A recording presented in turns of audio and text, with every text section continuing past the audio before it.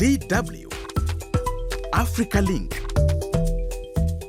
It's unfortunate to see that, very similar patterns of power struggles between two close collaborators are happening again. Because from my knowledge, with Sonko becoming the head of the parliament, political tensions are rising in Senegal. The president and the speaker of parliament are locked in a bitter power struggle. And what makes it extraordinary is that just 2 years ago, these two men were allies. They ran together, won together, and promised a new kind of politics. Now they are on opposite sides of a deepening crisis. So what went wrong, and what does it mean for the country's future? That's what's coming up. I am Eddie Micah Jr., and you are welcome to Africa Link, the podcast connecting you to the stories that matter. Africa Link, every weekday here on DW. It all fractured decisively on May 22nd, when President Bassirou Diomaye Faye dismissed Prime Minister Ousmane Sonko and dissolved the government, ending months of open policy disagreement that had been building behind the scenes. Sonko, the man Faye just fired, now controls Parliament, the very chamber that can make or break the president's entire agenda. Let's get more from Professor Saliu Dion, a political analyst and director of the African and Post-Colonial Studies Laboratory at Sheikh Anta Diop University in Dakar, Senegal. I also have DW's Sankole Janko, our correspondent in the region. Welcome, both of you, to Africa Link. Sankole, I wonder what really is going on. I mean, what exactly has broken the relationship between the president and former Prime Minister, now Speaker of Parliament? Well, thank you for having me, Eddie. Well, it depends on who you ask. And the general belief is that, these are two people who are friends, like you said, who have started their political friendship, and then they had beliefs. But as time goes by, it is believed that they have divergent views on different policies and programs. Perhaps for so many people, that is the biggest problem between the two. Even Prime Minister or former Prime Minister Ousmane Sonko, now President of the National Assembly, did say that he had different views with President Faye on so many policies. For so many people, perhaps that is the real reason or the real reasons why these two decided to go on their different paths. But some will also tell you that there are so many people surrounding the presidency, Bassirou Diomaye Faye in particular, who served in the previous government and might not be a big fan of the former Prime Minister Ousmane Sonko, who perhaps started saying one or two things just to bring that difference between the two former allies, one would say, that is President Diomaye Faye and now President of the National Assembly, Ousmane Sonko. But what's the mood on the streets? What are people saying? How are they responding to all of this? Well, the mood in the street, or on the street, I would say, is for so many people, is that of disappointment, because as you're aware, Eddie, when President Diomaye Faye and Ousmane Sonko formed that alliance, when they went to the polls, they sold the ideas, several ideas to Senegalese people, which had brought so many hope to so many Senegalese, and they had hope that these two would do things differently, and because those are some of the promises they made to Senegalese people. And now seeing these two, gradually, separating and gradually having their relationship breakdown, it's been a real disappointment, because they had hoped that if they continue to form a team, they are one of a very, very good, formidable team. But so many people are saddened and they feel betrayed. Some even feel betrayed that, this was not the promise they made. And now seeing them going their different ways, it's that of a disappointment for so many for so many Senegalese. They feel like their hopes have been broken. Their dreams of seeing a prosperous Senegal led by two young, brilliant Senegalese, those hopes have been dashed by this current development. So it's more or less a disappointment, I would say, on the streets of Senegal for so many Senegalese. I'm going to come to you, Professor. Faye and Sonko, they came from the same movement, right? The same party, even the same friendship, right? Why do you think it has collapsed so fast? That is, if we really want to believe that this is the end of that relationship. Why do you think we are where we are now? So I think that this has really collapsed for me because it was it was predictable because the governing system that they wanted to put in place could not really work. And all those who knew about politics predicted actually sooner or later there will be a collapse in the system, because the impression that you have is you will have two presidents, okay, and which is not actually possible. Even though the prime minister is not stronger as the president, but he also wanted to be looked at as a president, meaning bestowing himself role that he does not have, and the president also feeling uncomfortable with this system of governing. So it was really predictable that sooner or later there will be a collapse, because it's not really possible. The two have different personalities. Okay, one of them is really I'm not going to say more talkative, but one of them is he is hot temper, but the other one is really silence, is more smooth.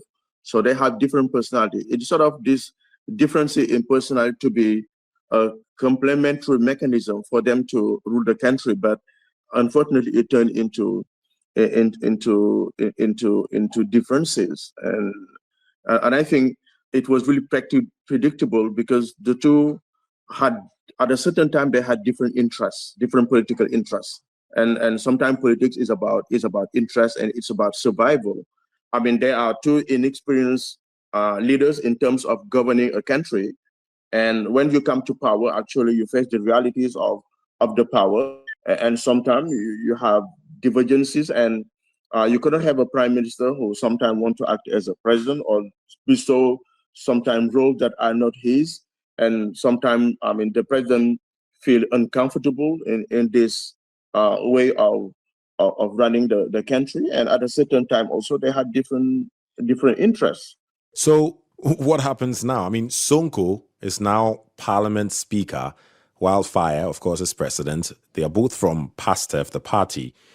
Is this cohabitation within a single party even workable, or is it essentially some sort of slow motion constitutional crisis we are looking at here? What do you think?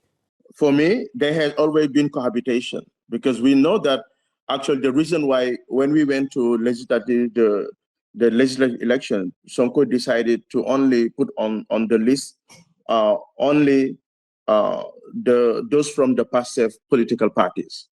So then he predicted himself that actually there might be a crisis sooner or later. Okay, so for me, the fact of owning or just leading the parliament was a way for him to already build up this cohabitation, because even though Sonko has become the speaker, but he was also the one controlling the parliament. So while being a prime minister, so for me, the cohabitation has always been here. What has just changed is the face of the speaker, and maybe we're going to witness a new political configuration, which I don't see that is going to lead to what many people think. But there might be negotiation in terms of voting laws, but in terms of economic opportunity that the country can really have. Because I say that they are not really. I don't think that President Sonko is interested in blocking the country. I don't also think that President Diomaye is interested in blocking the country. So they have, for their political survival, they have to find more room for negotiation, more room for the country to move forward. For me, there is nothing new, to tell you the truth. Okay, the only thing that is new is just like we have a new speaker, but the parliament was always controlled by Ousmane Sonko. But that's exactly where the problem is, isn't it? I mean, if the Speaker of Parliament decides to prevent the president from moving on with his policies, they can do that, and that is then going to affect the country. And you're talking about a power play here. It doesn't seem like it's going to end well. Our political system, the president is also very strong. Okay, I know that constitutionally, having the two systems working together is really better for the country. But if ever there is some blockade, the president can also use the constitutional means. Okay, he can run by decree, example, or just dissolve the parliament after 2 years. So the president has also opportunities, okay, that are given to him by the constitution. Maybe we don't really wish this to really happen. That's why I say none of them have the interest to really block the country, because they might not survive out of it. If ever they do it, they might not survive. And Sonko being the speaker can just be looked at as a new political positioning for him. Let me come back to you, Sankole. You've listened to everything. Look, Faye named a new prime minister. The president named a new prime minister. Who is this person, and how is he being received? Yes, you're right. Like, his name, by the way, is Ahmadu Al Aminu Lo. I mean, so many people call him just Al Amin Lo, but his full name is Ahmadu Al Amin Lo. He's a 60-year-old, I mean, Senegalese. In fact, it will interest you to know that he's a veteran macroeconomist and a former senior official at the Central Bank of West Africa, West African states, that is commonly called here Bissau. He's an expert in banking, and he has also, in financial markets, banking regulations, and Islamic financing as well. And it will also interest you to know, I mean, Eddie, before his current position as the Prime Minister of Senegal, he served under the same administration, that is Diomaye Faye administration. He served as his Secretary General and State Minister, overseeing the Senegal 2050 National Development Program. I mean, during that portfolio, his role was to lead efforts to address Senegal's financial challenges, I mean, strengthen investment in investor confidence, and also, renegotiate lending arrangements with international partners, including the International Monetary Fund, that is IMF. I mean, he's seen as a very respected, because even Sonko, I saw him posted, I mean, after Low's appointment, that he's a competent guy and he welcomed his appointment. So we are looking forward to seeing what he's bringing on the table. But I know that he's one of the expertise of the current governance architecture in Senegal since his appointment in 2024. Right. I'm going to come to you, Professor, on this IMF deal that may or may have not contributed to the breakdown of relationship. It's hanging in the balance. What does political deadlock, if that will be the case, what would that mean for Senegal's ability to resolve its debt crisis? Because that is crucial, isn't it? So you're quite right. I think that this political deadlock is not really a good thing for the country, because it's not going to really foster investment or lead to an agreement with the IMF. And we know that actually we might be against the IMF, we might be against the IMF system, but we also need to find solution. If the IMF is the only solution that is on the table, so the only thing that we have is really to negotiate. But I think this political deadlock is not something good for the country, because the investors will not be confident enough, okay, to invest their money, because to invest their money, they need to have stability in the country. And I think that Sonko being at the parliament, and then President Diomaye being the president, and then having a new prime minister who is a well-known person in the banking system, but also who knows how the international economic system works, I think he can really do a very good job. But what we also have to point out is, I mean, we are heading to very tough economic situation, okay, or even tougher economic situation, because we all know that to have an agreement with with the IMF, you also have to accept some of the conditions that will be put on the table, and which might be very difficult for the population. So for me, actually, this deadlock has really negative consequences in the economy, but also in the political system of the country.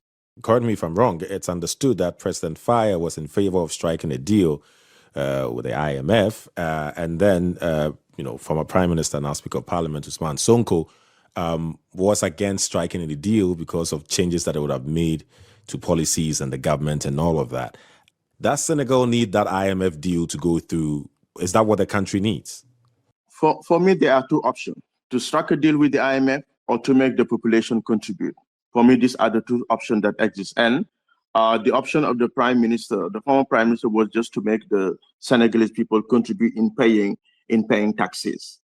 And we all know that in the country, I mean, taxation is not really the taxation system is not really well developed. What we earn from our taxes is not enough to assure all the expenditures or all the investment that the country need. And having a deal with the IMF, the only opportunity or one of the advantage it does, it gives the investors confidence to come and then invest, because the investor, they also need to have guarantees. Okay, and the IMF can be the only mechanism or the only financial institution that really can provide them this guarantee.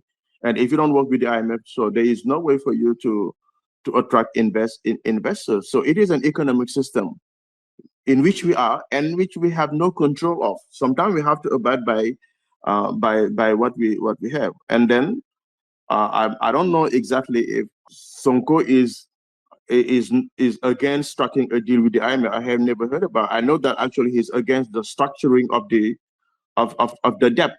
Okay, he's against it. I mean, he really mean it, or it was just a political strategy?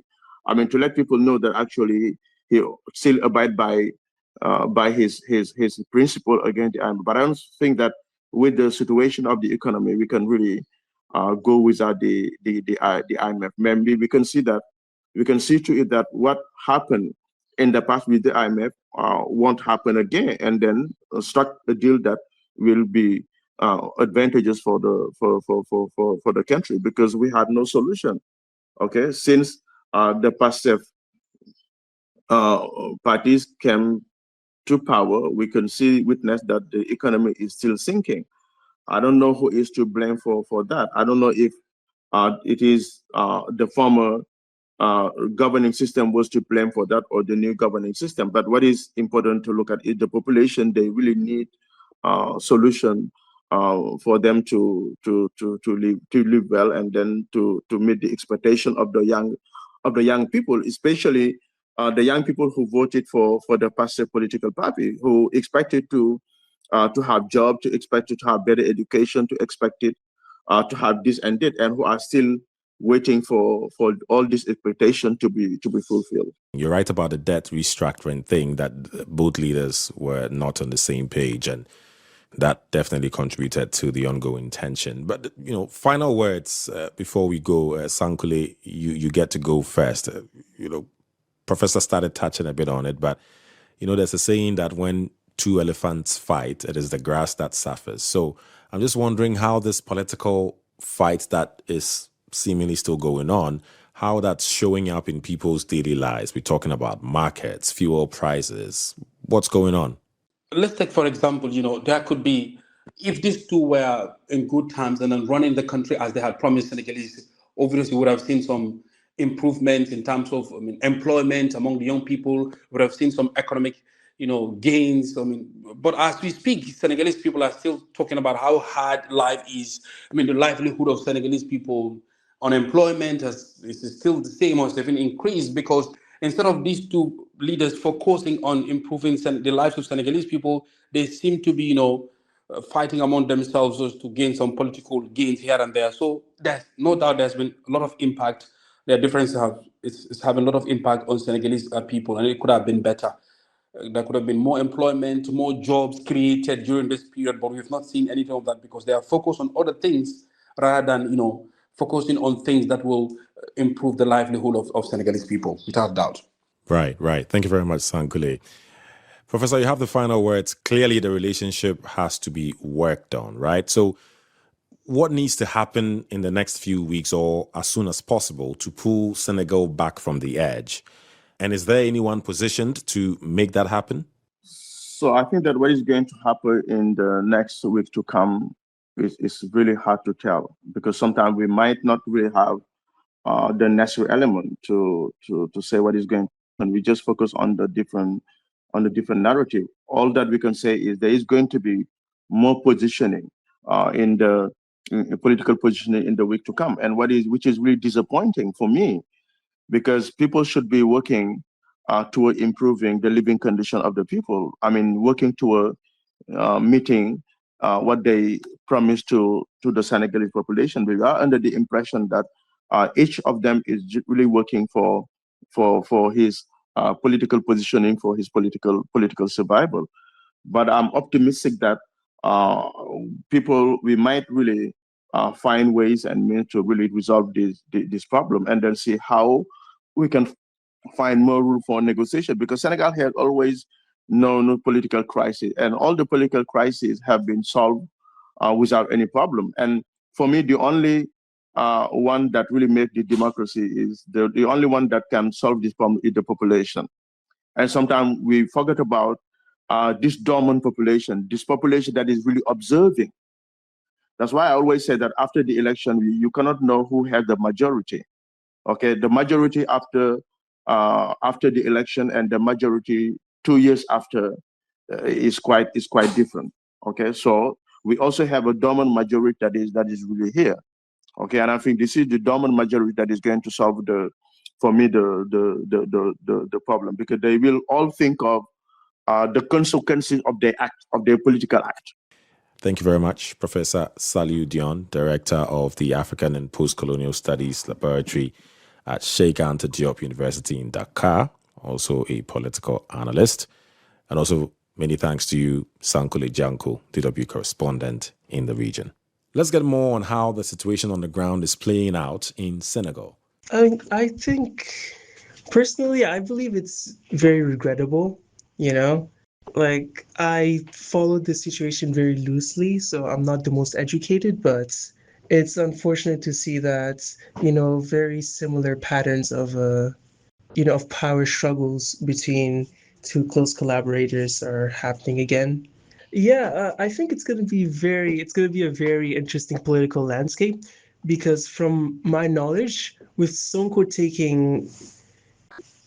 becoming the head of the parliament, the government's going to be kind of split, isn't it? It's going to be like almost a power struggle between Sonko and Diomaye, especially since Sonko now has control over the parliament.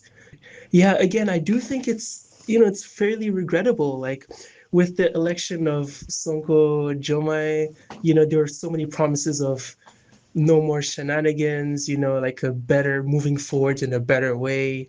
But it seems like, the same old things are happening once more in the country.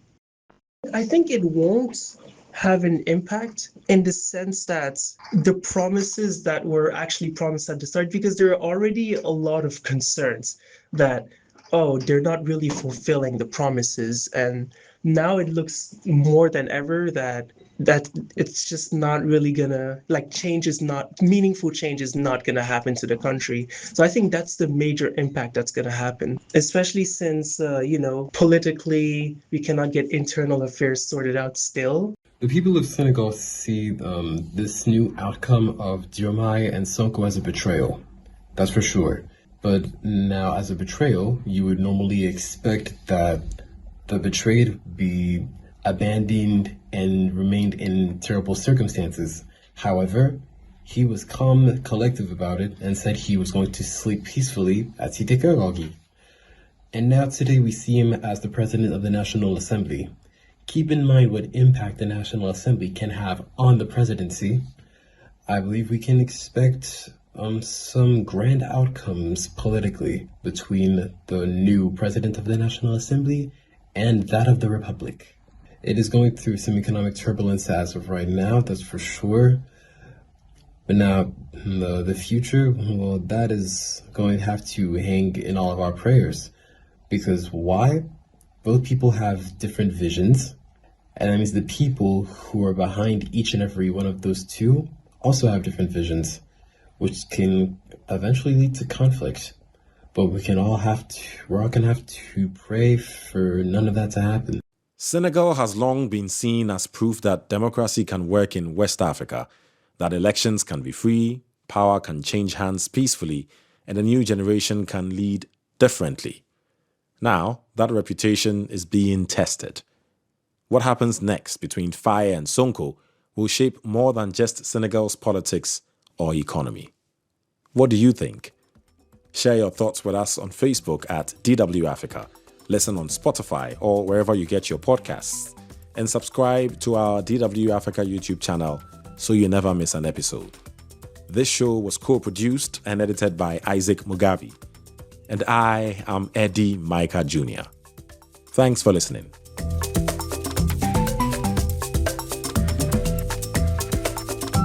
DW. Made for minds.